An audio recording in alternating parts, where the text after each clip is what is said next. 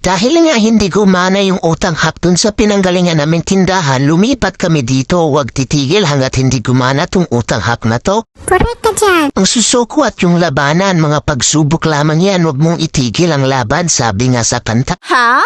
Dito naman kami uutang ng maiinom at nag-order na nga ako ng hazelnut milk tea 50% sugarless ice para di tayo tihado at sabi ko large size at 2 straw please. Pinush ko na talaga to, bahala na si Tangkol sa akin. Tapos nagtanong si Kuya cash pao card. Sabi ko utang kuya, sabi niya din mo na lang yung cellphone mo dyan sa scanner. First time ko at nagmamarunong na naman tayo, may 3 lifeline lang ako para mapagtagumpayan ito. Meron akong back out, wag nang mangutang, magbayad ng cash o call a friend.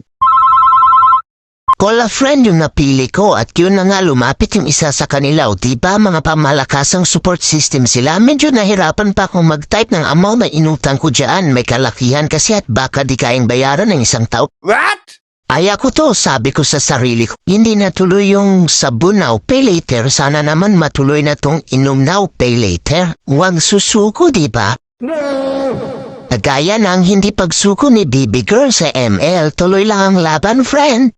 Tama yan. Ulit ko pala dyan yung pag-scan ng akala ko tumama na, yun pala walang tama. What? Hindi na talaga ako natuto sa mga maling akala ko kaya palagi na nga ako nalulok. Hindi nga. At sa wakas napagtagumpayan ko, so legit pala talaga tong utang hap na to. Success. At nakuha na namin yung nautang naming inumin, isa lang pala yan kaya pinagsaluhan na lang namin. Ang dami nang naganap habang hinihintay namin yung bago naming friend. Excited kami na makasama siya. Kasi nga sa loob ng maraming taon kami lang 4 ang palaging magkasama. No choice lang talaga.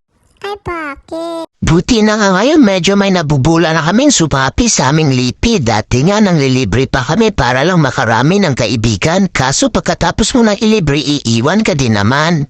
Walang ganon. Ngayon, kusa na silang lumalapit kahit di mo na ilibre. Sana tumagal sila. Mabuti naman kaming kaibigan. Wow! Nga lang, mapanakit, mapagsumbat, mapagmura, masakit magsalita. Yung tipong hindi mo na rin marinig sa iba yung ayaw nila sa'yo at sasabihin ng harap-harapan at diretsa. What? Habang malapit na naming maubos ang aming kinakain, malapit na rin dumating ang bago naming friend. O kayo dyan, kung sino man ang may gustong sumapi sa aming lipi, welcome to the group. Makipagsabayan tayo sa pinating grupo ni Senior Aguila. What? Pero di tayo gagawa ng masama. Good trip lang tayo, laugh trip at field trip. Oh yes. Hanggang dito na lang muna at wala na kasi akong maisipan na sasabihin at tabagan nyo na lang kung sino ang aming bagong friend.